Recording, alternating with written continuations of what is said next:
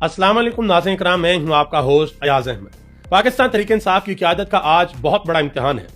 देखना यह होगा कि पाकिस्तान तहरीक इंसाफ की क़यादत इमरान खान की बहनों के साथ अडयाला जेल के बाहर पहुंचती है या नहीं पहुंचती। दूसरी तरफ महमूद खान अचकज़ई ने एज अ अपोजिशन लीडर पहली तकरीर के अंदर इंतहाई अहम बातें की हैं। उन्होंने इमरान खान के हवाले से एक बहुत बड़ा मुतालबा किया है। पाकिस्तान के army chief general Asim Munir के हवाले से उन्होंने एक बड़ी कंडीशन रखी है। उन्होंने कहा कि अगर यह काम कर लिया जाए तो मैं पाकिस्तान के आर्मी चीफ के हाथ चूमूंगा। यह महमूद खान अचकज़ई ने वाज़ेह तौर पर ऐलान किया है पार्लियामेंट के फ्लोर पर खड़े होकर। 8 फरवरी के एहतजाज के हवाले से पाकिस्तान तहरीक इंसाफ ने एक मरतबा फिर एक क्लैरिफिकेशन दे दी है कि यह एहतजाज हम किस तरीके से करने के लिए जा रहे हैं। आज इस्लामाबाद हाईकोर्ट के अंदर तहरीक इंसाफ की जानब से एक अहम पटिशन भी दायर की गई है। इमरान खान से मुलाकात के हवाले से सोहराब बरकत, नौजवान सहाफी जिनका ताल्लुक था सियासत.pk से, उनके हवाले से एक बड़ा अल्टीमेटम जारी कर दिया गया है अवामी एक्शन कमेटी की जानब से कि अगर उनको रिहा ना किया गया तो फिर लोग बाहर निकलेंगे और बाहर निकलकर एहतजाज करेंगे। ये सारी तफसीलात आपके सामने रखने के लिए जा रहा हूं। गुजारिश करूंगा कि वीडियो को लाइक करके चैनल को सब्सक्राइब कर दें ताकि इंफॉर्मेशन का सिलसिला आप लोगों तक पहुंचता रहे। नाज़रीन इकराम, सबसे पहले नंबर पे महमूद खान अचकज़ई जो कि अपोजिशन लीडर बन चुके हैं, उन्होंने पार्लियामेंट के फ्लोर के ऊपर पहली तकरीर भी कर दी है। उसकी तफसीलात आपके सामने रखता हूं, लेकिन उन तफसीलात से कबल एक चीज जो बहुत इंपॉर्टेंट है जो आपके सामने रखना चाहता हूं। इमरान खान की बहनें हर मंगल को इमरान खान से मुलाकात करने के लिए अडयाला जेल के बाहर आती हैं और अपनी कैपेसिटी के अंदर वो जिस तरीके से भी एहतजाज कर सकती हैं, धरना दे सकती हैं, रातों को बैठ सकती हैं, पुलिस का लाठीचार्ज बर्दाश्त कर सकते हैं, वाटर कैनन बर्दाश्त कर सकते हैं, गिरफ्तारियां बर्दाश्त कर सकती हैं, वो हर चीज बर्दाश्त कर रही हैं। लेकिन अब जैसे जैसे वक्त गुजरता जा रहा है, तकरीबन 50 दिन से ज्यादा हो गए, इमरान खान के साथ किसी ने भी अडयाला जेल के अंदर मुलाकात नहीं की और तहरीक इंसाफ के कारकुनान अब इस हवाले से बात कर रहे हैं कि ये एक न्यू नॉर्मल बनता जा रहा है कि इमरान खान को बाकायदा तौर पर कैद तन्हाई के अंदर डाल दिया गया है और तहरीक इंसाफ की जो क्यादत है, जिसको अलीमा खान के साथ, इमरान खान की दूसरी बहनों के साथ अडयाला जेल के बाहर होना चाहिए, MNAs, MPAs, ओहदेदारान, टिकट होल्डर्स, इन सबको होना चाहिए, ये वहां पर नहीं पहुंचते। आज पाकिस्तान तहरीक इंसाफ की जो तंजीम है, स्पेशली जो पंजाब की तंजीम है, जो पंजाब की क्यादत है, इस्लामाबाद के अंदर जो MNAs होते हैं, जो पंजाब के MPAs हैं, इन सब का बहुत बड़ा इम्तिहान है। कितनी बड़ी तादाद में वो बाहर इकट्ठे होते हैं, हुकूमत को प्रेशराइज करते हैं और इमरान खान की उनकी बहनों के साथ मुलाकात करवाते हैं। तो देखना यह है कि मुलाकात की इजाजत दी जाएगी या नहीं दी जाएगी। पिछले कई हफ्तों से इमरान खान की बहनें आती हैं, बैठती हैं, धरना देती हैं, लेकिन मुलाकात नहीं करने दी जाती। कभी वाटर कैनन से पानी फेंक के धरना खत्म करवा दिया जाता है, कभी यह कहा जाता है जी हम आपसे वादा करते हैं अगले हफ्ते आपकी मुलाकात करवा देंगे, यह कह के खत्म करवा दिया जाता है, और कभी गिरफ्तार करने की कोशिश की जाती है। अभी तक तो यही चल रहा है जो हमारे सामने है। देखते हैं कि आगे क्या होता है। अब आगे आ जाए जी। आज पाकिस्तान तहरीक इंसाफ के जो सेनेटर्स हैं वो इस्लामाबाद हाईकोर्ट पहुंचे हैं, जिनमें अलामा राजा नासिर अब्बास, बैरिस्टर गौहर अली खान, अली जफर, मिशाल यूसुफजई, फैसल जवेद खान और आजम सवाती, ये सब शामिल थे। इन्होंने अदालत के अंदर जाकर एक पिटीशन दायर की है कि हमारी इमरान खान के साथ मुलाकात करवाई जाए। जो सेनेटर अली जफर हैं, उन्होंने बताया, उन्होंने कहा जी हमने इस्लामाबाद हाईकोर्ट के अंदर यह पिटीशन दायर की है कि इमरान खान और उनकी अहलिया और इसके अलावा जितने भी कारकुनान हैं जिनको कैद तन्हाई के अंदर रखा गया है, उनकी कैद तन्हाई खत्म की जाए और हमें इजाजत दी जाए कि हम पाकिस्तान के अंदर जो जेलें हैं हम उनका दौरा कर सकें और वहां पर जाकर ये देख सकें कि कोई कैद तन्हाई के अंदर तो नहीं है। ये उन्होंने इस्लामाबाद हाईकोर्ट के अंदर पिटीशन दायर की है। लेकिन इस्लामाबाद हाईकोर्ट आगे से इंसाफ किस तरीके से देती है वो भी हमारे सामने है। तकरीबन 1 साल गुजर गया है और इमरान खान का जो केस है वो अभी तक नहीं लगा, जो जमानत का केस है। मजीद उन्होंने एक और बात की, उन्होंने कहा जी कल सुबह 10:30 बजे तक लीडर ऑफ द ऑपोजिशन का नोटिफिकेशन भी हो जाएगा सेनेट के अंदर। कौमी असेंबली के अंदर तो महमूद खान अचकज़ई का नोटिफिकेशन भी हो गया, उन्होंने पहली तकरीर भी कर दी। सेनेट के अंदर जो इमरान खान ने अलामा राजा नासिर अब्बास को नामजद कर रखा है कि ये हमारे ऑपोजिशन लीडर होंगे, अली जफर ने कहा जी कल सुबह 10:30 बजे तक उनका नोटिफिकेशन भी हो जाएगा। अब जरा आ जाए, जो महमूद खान अचकज़ई ने तकरीर की, 5 माह की तखीर के बाद आखिरकार उनका नोटिफिकेशन जारी हुआ। वो असेंबली के फ्लोर के ऊपर एज ऑपोजिशन लीडर आए और उन्होंने अपनी पहली तकरीर के अंदर पार्लियामान की बालादस्ती, बुनियादी हकूक, कानून की हुक्मरानी, सियासी इस्तेहकाम और खारजा पॉलिसी जैसे अहम नुक्तों के ऊपर गुफ्तगू की। लेकिन जिस वक्त वो गुफ्तगू कर रहे थे, उनकी तकरीर के दौरान तकरीबन 3 मरतबा उनकी आवाज को बंद किया गया, म्यूट कर दी गई। और हैरानकुन पहलू यह भी है कि अपोजिशन लीडर कौमी असेंबली के अंदर तकरीर कर रहा था और उसकी तकरीर को पाकिस्तान के मीडिया के ऊपर नशर नहीं किया गया। अब क्यों नशर नहीं किया गया, उनकी बातें मैं आपके सामने रखता हूं, उससे आपको अंदाजा होगा कि क्यों नशर नहीं हुई तकरीर। सबसे पहले नंबर पे तो महमूद खान अचकज़ई ने कहा कि मैं उन तमाम खबरों की तरदीद करता हूं जो ये फैलाई गई कि मैंने अपोजिशन लीडर बनने के लिए नवाज शरीफ से किसी किस्म का कोई राब्ता किया था, कि नवाज शरीफ को मैंने कहा था कि जी मैं अपोजिशन लीडर बनना चाहता हूं, लिहाजा कुछ मेहरबानी फरमाए। उन्होंने कहा जी पता नहीं किसने कह दिया है कि मैंने अपोजिशन लीडर के ओहदे के लिए नवाज शरीफ से बात की है। उन्होंने कहा कि मैं उस मिट्टी का बना ही नहीं हूं कि मैं किसी ओहदे के लिए दरख्वास्त करूंगा। उन्होंने कहा कि मैं पाकिस्तान की वजारत उज़्मा भी मांग कर नहीं लूंगा। मजीद उन्होंने कहा कि इमरान खान इस मुल्क का सबसे पॉपुलर लीडर है, उसे रिहा किया जाए। हाउस ये फैसला कर ले तो कौन सा आसमान गिर जाएगा। उन्होंने कहा कि बच्चों के खिलाफ केसेस खत्म कर दें, जेलों में बंद खवातीन को रिहा करें तो कोई आसमान नहीं गिरेगा। मजीद उन्होंने कहा कि जब तक इमरान खान जेल में है मैं आवाज उठाता रहूंगा। यह भी कहा कि 8 फरवरी को जो कुछ हुआ वो आप भी जानते हैं, उस वजह से सियासी दर्जा हरारत आसमान पर पहुंच गया। उन्होंने कहा कि मुज़ाकरात किस बात के, क्या मुज़ाकरात हमने करने हैं। यह कहा कि 8 फरवरी को जो हुआ उसको एड्रेस किए बगैर मुज़ाकरात किस बात पर हो सकते हैं। उन्होंने कहा कि इस सियासी दर्जा हरारत को कम करने का बटन हुकूमत के पास है, अगर आप थोड़ा सा प्रेशर कम करेंगे तो मुज़ाकरात का रास्ता खुलेगा। मजीद कहा कि जब भी मुल्क में आवाम की हुक्मरानी कायम करने के लिए आपको मेरी और अल्लामा राजा नासिर अब्बास की जरूरत होगी, हम आपके साथ होंगे, लेकिन जो मनफी काम है उसके अंदर हमें माफ रखिएगा, उसके अंदर हम आपके साथ नहीं होंगे, हम सिर्फ मुस्बत कामों में आपका साथ देंगे। मजीद उन्होंने यह भी कहा कि मैंने कभी अपने बाप का हाथ नहीं चूमा, ना कभी अपने बड़े भाई का, और ना किसी और अजीजो अकारब होते हैं किसी का भी हाथ नहीं चूमा, लेकिन इस हाउस की खातर, इस अवाम की खातर, इस हाउस की ताकत की खातर आर्मी चीफ अपने हलफ की पासदारी करें और आइन के दायरे में रहकर फौज की रहनुमाई करें तो मैं उनका हाथ चूमूंगा। यह बात फ्लोर के ऊपर महमूद खान अचकजई ने की, और जब यह बात कर रहे थे तो उसके बाद फिर उनकी आवाज को म्यूट कर दिया गया। उन्होंने यह भी कहा कि बरसगीर तकसीम हुआ, 2 गुना फौज और हमसे ज्यादा गुर्बत दूसरी तरफ के हिस्से में आई। उन्होंने कहा कि हमसे ज्यादा जुबानें और फिरके उनके हिस्से में आए, लेकिन उन्होंने पार्लियामेंट को मजबूत रखा और वो कहां पहुंच गए और हम किधर आ गए हैं। उन्होंने यह भी कहा कि वेनेजुएला से पहले हमारे साथ हो चुका, जो वेनेजुएला के अंदर अमेरिका ने किया, उन्होंने कहा कि अमेरिका उससे पहले पाकिस्तान के साथ यह कर चुका है। उन्होंने कहा कि 2 हेलीकॉप्टर आए, उन्होंने हमारी खुद मुख्तारी के परखच्चे उड़ा दिए, ये जो एबटाबाद के अंदर अमेरिका ने आकर ऑपरेशन किया था। मजीद कहा कि एटमी मुल्क, बेहतरीन फौज और 25 करोड़ इंसान, हम सब घरों में बैठे थे तो सिर्फ 2 हेलीकॉप्टर हमारे मुल्क की खुद मुख्तारी को तबाह करके चले गए। यह भी कहा क्योंकि हम जो कहते हैं वो करते नहीं है और जो करते हैं वो मानते नहीं है, तो नतीजा क्या हुआ। उन्होंने कहा कि इस वजह से हमारे साथ होता है कि हम जो कहते हैं वो करते नहीं है और जो करते हैं वो मानते नहीं है, तो यह नतीजा आपके सामने है। मजीद उन्होंने कहा कि वेनेजुएला में तो फौज गई, हमारी खुद मुख्तारी सिर्फ 2 हेलीकॉप्टर बर्बाद करके चले गए। वैसे मैं इसके ऊपर आपको चीज बताऊं, नेटफ्लिक्स ने बाकायदा तौर पर इसके ऊपर एक डॉक्यूमेंट्री बनाई हुई है कि वो ऑपरेशन अमेरिका ने एबटाबाद में, पाकिस्तान के अंदर एबटाबाद में किस तरीके से किया था। और ये बात महमूद खान अचकजई बिल्कुल ठीक कर रहे हैं। ये बात उन्होंने अपनी डॉक्यूमेंट्री के अंदर भी मेंशन की हुई है कि पहला हेलीकॉप्टर जब आया था तो वो मतलब क्रैश हो गया था, फिर दूसरा आया था, उसने आकर ऑपरेशन किया था। आगे आ जाए जी, हामिद मीर साहब ने अपने कॉलम के अंदर एक बड़ी अहम बात लिखी है। कहते हैं कि तहरीक इंसाफ के दोस्त यह कहने में हक बजानब है कि अचकजई साहब का अपोजिशन लीडर बनना अडयाला जेल में कैद इमरान खान की अहम तरीन कामयाबी है। उन्होंने कहा क्योंकि उन्हें अपोजिशन लीडर के लिए कैदी नंबर 804 ने जेल से ही नामजद किया था। हबीब अकरम साहब वो कहते हैं कि आज हुकूमत और इस निजाम ने मुकम्मल तौर पर तस्लीम कर लिया है कि इमरान खान वो वाहिद फोर्स हैं जो इस वक्त अपोजिशन में है, उन्हीं का नामजद करदा शख्स अपोजिशन में बैठेगा, वही अपोजिशन लीडर होगा। लिहाजा आज इस निजाम में इमरान खान को अपोजिशन का वाहिद फरीक तस्लीम कर लिया गया। उन्होंने यह भी कहा कि पाकिस्तान तहरीक इंसाफ मुल्क की वाहिद जमात है जो 26 नवंबर जैसा होलनाक वाकया होने के बाद भी आज भी एहतजाज की सलाहियत रखती है। उन्होंने कहा कि पाकिस्तान की वाहिद जमात जो स्ट्रीट मूवमेंट चलाने की सलाहियत रखती है वो यही जमात है। शफकत अयाज साहब ने बहुत बड़ा इंकशाफ किया। उन्होंने कहा जी हमें मुस्लिम लीग नून ने यह पैगाम भिजवाए कि महमूद खान अचकजई का नाम आप ले लें वापस, इनको तो हमने अपोजिशन लीडर नहीं बनाना, आप किसी और बंदे का नाम दे दें, उनको हम बना देते हैं। तो शफकत अयाज ने कहा कि इसके ऊपर जुनेद अकबर ने जवाब दिया कि फिर हम अकबाल अफरीदी का नाम दे देते हैं जो केपी के CMN है और बड़ी सख्त बातें करते हैं। तो आगे से कहा गया कि ये हमारे 2 हाथ हैं, ये महमूद खान अचकजई बेहतर है, अकबाल अफरीदी को मत बनाओ, इसी को हम बना लेते हैं। और महमूद खान अचकजई फिर अपोजिशन लीडर बन गए। मामले खुसूसी बाइतला शफीउल्लाह जान, उन्होंने 8 फरवरी के हवाले से दोबारा क्लैरिफिकेशन दे दी। उन्होंने कहा जी 8 फरवरी को तहरीक तहफ़्फ़ुज़ यानी पाकिस्तान ने पहिया जाम की कॉल दी है जिसके पीछे PTI खड़ी है, मगर 8 फरवरी हमारी फाइनल कॉल नहीं है। 8 फरवरी को हमारी तहरीक अपनी बुलंदियों पर होगी, जब हम समझेंगे कि तहरीक कामयाब होने का वक्त आ गया है तो उस वक्त हम फाइनल कॉल देंगे। अच्छा, मैं यहां पर एक बड़ी इंपॉर्टेंट चीज आपको बताऊं, इसमें कोई शक वाली बात नहीं है कि अब की मर्तबा अगर जब कभी तहरीक इंसाफ ने फाइनल कॉल दी एहतजाज के लिए तो इनको बहुत ज्यादा वर्किंग करनी पड़ेगी। जो सबसे इंपॉर्टेंट वर्किंग है वो पंजाब के अंदर होनी है। पंजाब के अंदर से लोगों को कैसे निकाला जाए और स्पेशली लाहौर के अंदर से लोगों को कैसे निकाला जाए, GT रोड से या दूसरे शहरों से लोग बाहर निकलकर एहतजाज कैसे करें, सड़कें बंद करनी है या इस्लामाबाद जाना है, डी चौक जाना है, व्हाट्सएवर जो भी इनकी ऑप्शन होगी, किस तरीके से एहतजाज करना।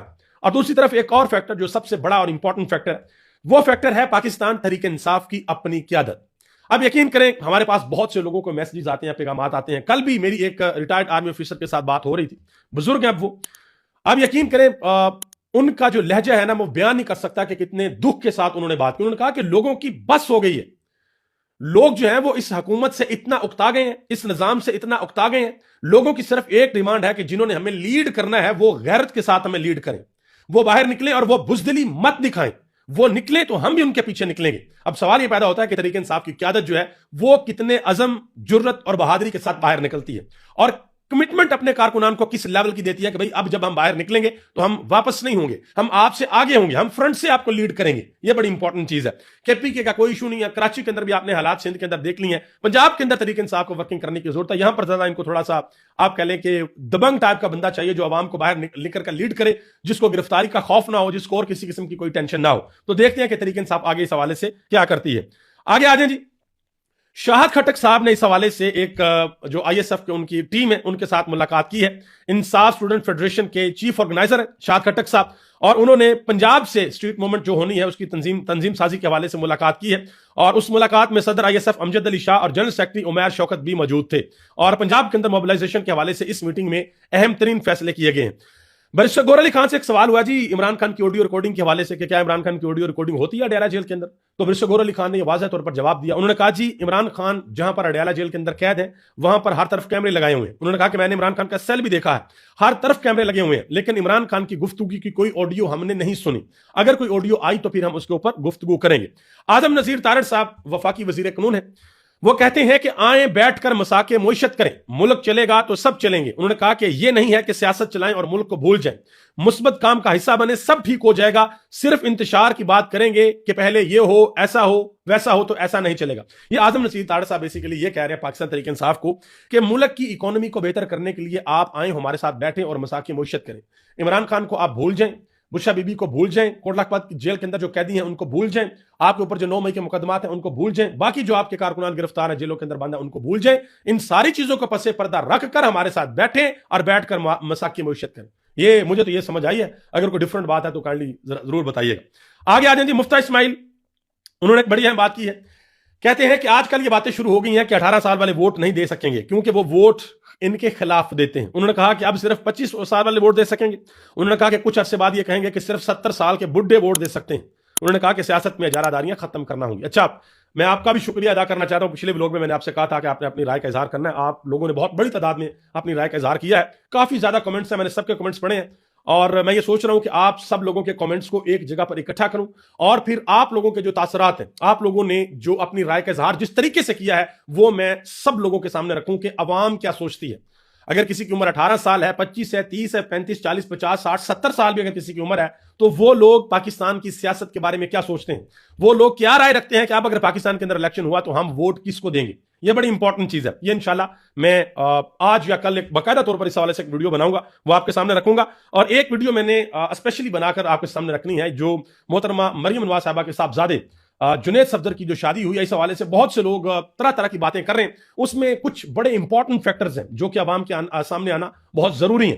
कुछ लोग ये बातें कर रहे हैं नहीं जी वो उनकी शादी थी, वो जैसे मर्जी करें, कोई मसला नहीं है, उनके घर का मसला है, आप कौन होते हैं तनकीद करने वाले। बिल्कुल ठीक बात है जी, बाहर से तनकीद करना नहीं बनती, लेकिन वो पब्लिक ऑफिस होल्डर है, उनके बच्चे की शादी हुई है, किस तरीके से हुई है, क्या क्या चीजें शो ऑफ की गई हैं, उसमें पॉजिटिविटी क्या थी, नेगेटिविटी क्या थी, कौन सी चीजें अच्छी हो सकती थी, कौन सी चीजें अच्छी नहीं हुई, ये सारी की सारी चीजें आपके सामने रखूंगा। और सीनियर तरीन साफियां पाकिस्तान के जिन्होंने ये शादी के ऊपर कमेंट्स किए हैं वो भी मैं इंशाल्लाह आपके सामने रखूंगा।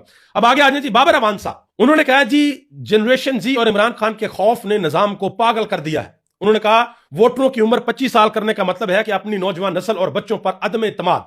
मजीद कहा कि वोटर चाहे किसी भी उम्र के हों, भारी अक्सरियत इमरान खान के साथ है, यह ड्रामा भी फ्लॉप होगा। नजम सेठी साहब ने एक बड़ी अहम बात की है जी, कहते हैं कि अमेरिका के अंदर ये तबसरे हो रहे हैं कि पाकिस्तान मुसीबत का शिकार होने वाला है, अगर ट्रंप को ना करते हैं तो वो माफ नहीं करेगा और अगर हां करते हैं तो फंस जाएंगे और आहिस्ता आहिस्ता दलदल में फंसते जाएंगे और फिर ऐसा फंसेंगे कि निकलना मुश्किल हो जाएगा, क्योंकि आप एक दफा अंदर चले जाते हैं तो फिर वहां से निकलने की अगर कोशिश करते हैं, मनमन करते हैं, तो फिर ट्रंप आपको पकड़ेगा, वो फिर आपसे हिसाब किताब लेगा। इसकी मैं एक मिसाल आपके सामने रखता हूं। फ्रांस के जो मैक्रोन है, उनका जो हेड ऑफ स्टेट है मैक्रोन, उसके हवाले से साफी ने सवाल पूछा कि ये जो बोर्ड ऑफ पीस आप बना रहे हैं क्या मैक्रोन इसके अंदर शामिल होगा। तो ट्रंप ने कहा कि ऐसा कोई चाहता भी नहीं है कि वो इसके अंदर शामिल हो और बहुत जल्द वो अपने ओहदे से हटने वाला है। उन्होंने कहा कि अगर दुश्मन नहीं दिखाई तो 200% टैरिफ लगाऊंगा, फिर ये खुद शामिल होंगे। तो ये आप अंदाजा लगा लें अगर ट्रंप को ना की तो ट्रंप फिर आगे से क्या कर सकता है, क्योंकि वो भाई प्रधान है पूरी दुनिया के, सीधी सी बात है, इसमें कोई रख रखाव वाली बात है नहीं, वो खुल के कर रहा है सारा कुछ कि भाई मेरे पास ताकत है तो मैं सारा कुछ करूंगा। इसराइल के जो वजीर आजम है नेतन्याहू, उन्होंने दो मुल्कों की फौज के बारे में कह दिया कि इन दो मुल्कों की फौज हमें गजा के अंदर बिल्कुल भी काबिल कबूल नहीं है। एक है तुर्की की फौज और दूसरी है कतर की फौज। आगे आ जाए जी, मुश्ताक अहमद खान इस हवाले से बड़ी अहम बात की है। वो कहते हैं कि ट्रंप के जेर क़यादत गजा पीस बोर्ड में पाकिस्तान की शमूलियत नामंजूर है। उन्होंने कहा जी गजा पीस बोर्ड में पाकिस्तान की शमूलियत इसराइल को तस्लीम करने की तरफ पेशकदमी होगी। अब देखते हैं कि पाकिस्तान की रियासत आने वाले दिनों में इस हवाले से क्या फैसला करती है। पाकिस्तान के वज़ीर आज़म, पाकिस्तान के सदर, बाकी सारे के सारे लोग क्या फैसला करते हैं। अतात आरड़ साहब से एक सवाल पूछा गया मईशत के हवाले से। उन्होंने कहा जी आजकल मईशत के खिलाफ पेड कैंपेन चल रही है, सब कुछ एक एजेंडे के तहत चलाया जा रहा है। एक साफी है हमारे भाई एहसन वाहिद, उन्होंने सवाल पूछा कि मईशत के बारे में क्या कहेंगे, ताजर रो रहे हैं, इंडस्ट्री बंद हो रही है, तो आगे से कहते हैं जी पेड कैंपेन चल रही है। तो साफी ने सवाल पूछा कि क्या ये जो इस्लामाबाद चैम्बर वाले हैं ये भी पेड बैठे हैं। तो अतात आरड़ साहब कहते हैं जी मैं ये नहीं कह रहा, लेकिन पहले हम डिफॉल्ट में थे, जब इंटरेस्ट रेट 22% था तो वो बेहतर था, और अब जो 10% है तो वो बेहतर है। ये 22% बेहतर था या अब बेहतर है। मजीद कहा कि पहले महंगाई 38% थी और अब 4% थी, कौन सी बेहतर है। उन्होंने कहा जी महंगाई कम हुई है, अगर लोग 2 साल पीछे जाना चाहते हैं तो मोस्ट वेलकम। तो साफी ने आगे से जवाब दिया जनाब मोहतरम 2 साल पहले भी आप ही की हुकूमत थी, किसी और की हुकूमत तो नहीं थी। तो फिर वो जवाब दिए बगैर अतात आरड़ साहब वहां से वापस चले गए। अब पाकिस्तान की मईशत के हालात में आपके सामने रखता हूं, आप जरा देख लें। पाकिस्तान में दिसंबर के महीने में जो सरमायाकारी बाहर गई है वो देख लें, और जो सरमायाकारी मुल्क के अंदर आई है वो देख लें। इससे आपको अंदाजा हो जाएगा कि मुल्क के अंदर सरमायाकारी की क्या सूरत हाल है। 323 मिलियन डॉलर की जो सरमायाकारी है वो मुल्क के अंदर आई है। 323 मिलियन डॉलर की सरमायाकारी आई है और 457 मिलियन डॉलर की जो सरमायाकारी है वो बाहर चली गई। हम तो नुकसान में बना भाई, मईशत तो ठीक नहीं चल रही हमारी। और इसके अलावा और जो मईशत के जो अशारी हैं वो भी पाकिस्तान के बेहतर नहीं है, लेकिन हुकूमत ये दावा करती है कि हमने उड़ान भर लिया, पाकिस्तान की मईशत तरक्की कर रही है। सोहराब बरकत के हवाले से अहम तरीन खबर है जी। सोहराब बरकत को तकरीबन 54 दिन हो गए पाबंद सलासल, अभी तक उनको रिहा नहीं किया गया, और उनका जो कसूर, उनका जो गुनाह था वो हम सबके सामने है। इस हवाले से इमरान रियाज खान ने कहा कि सोहराब बरकत ने कश्मीरी होने का हक अदा किया था, मगर कश्मीरियों ने अपना हक अदा नहीं किया। तो इस पर शौकत नवाज मीर, उन्होंने कहा कि इमरान रियाज दर्द दिल रखते थे तो उन्होंने शिकवा किया। हम वाज़ेह कर दें कि आज सोहराब है, कल कोई और सहाफी होगा, हम हरगिज ऐसा नहीं होने देंगे। अवामी एक्शन कमेटी के मेंबर हैं ख्वाजा मेहरान अरशद, उन्होंने कहा कि रियासत भर के लोगों से गुजारिश है कि तैयारियां मुकम्मल कर लें, अगर 15 दिन के अंदर सोहराब बरकत रिहा ना हुआ तो तमाम एंट्री पॉइंट्स बंद होंगे। यह अल्टीमेटम जारी कर दिया गया कि 15 दिन के अंदर अंदर अगर सोहराब बरकत को रिहा ना किया गया तो फिर कश्मीर के जो तमाम एंट्री पॉइंट्स हैं उनको बंद कर दिया जाएगा। दूसरी तरफ पंजाब के अंदर सोहराब बरकत की गैर कानूनी हिरासत के खिलाफ पंजाब असेंबली के अंदर एक करारदाद जमा करवाई गई है, और यह करारदाद पाकिस्तान तहरीक इंसाफ के रुकने असेंबली शेख इम्तियाज की जानब से करवाई गई है, जिसमें यह मुतालबा किया गया कि सोहराब बरकत को फौरी तौर पर गैर मशरूत और बाइज्जत रिहा किया जाए। फहीम अख्तर मलक सीनियर साफी हैं, नौजवान साफी हैं, उन्होंने कराची के अंदर जो प्लाजे में आग लगी उस हवाले से बड़ी अहम बात की है। उन्होंने कहा जी कराची में कर्बनाक वाकया, गुल प्लाजा से 70 से ज्यादा अफराद लापता, 24 घंटे बाद भी लाइट्स का इंतजाम 24 घंटे बाद जाकर लाइट का इंतजाम हुआ। इससे इंतजामिया की तेजी नजर आ रही है। आग पर ताहाल काबू नहीं पाया गया। जरदारी बाप बेटा समेत बैरून मुल्क मसरूफ है और सिंध की अवाम मुर्तजा वहाब के रहमो करम के ऊपर है। फैजुल्ला खान ने इसके ऊपर बड़ी अहम बात की। उन्होंने कहा जी गुल प्लाजा में जो आग लगी है उसके 100 मीटर के गिरदोनवा में गुज़िश्ता 4 से 6 माह के दौरान यह तीसरी आग है। यहां पर मुसलसल आग लग रही है और आलात नहीं है। 2.5-3 करोड़ की आबादी के शहर में आग बुझाने के लिए फायर ब्रिगेड के पास टोटल 1100 एहलकार हैं। यहां पर 90% से ज्यादा इमारतों में इमरजेंसी रास्ते ही नहीं है। अगर कोई आग लग जाए, खुदा ना खास्ता कोई मसला हो जाए, तो इमरजेंसी एग्जिट होता है, वो इमरजेंसी एग्जिट है नहीं है। फातिमा भुट्टो ने भी इसके ऊपर बात की। उन्होंने कहा कि 7 साल में शॉपिंग मॉल के अंदर 60 आग लगने के वाकयात हुए हैं कराची के अंदर, लेकिन फिर भी इंतजामिया ने इससे किसी किस्म का कोई सबक नहीं सीखा। नाज़रीन किराम, अभी तक इतना ही। आप सबका बहुत बहुत शुक्रिया। पाकिस्तान जिंदाबाद, पाकिस्तान के अवाम पाइंदाबाद।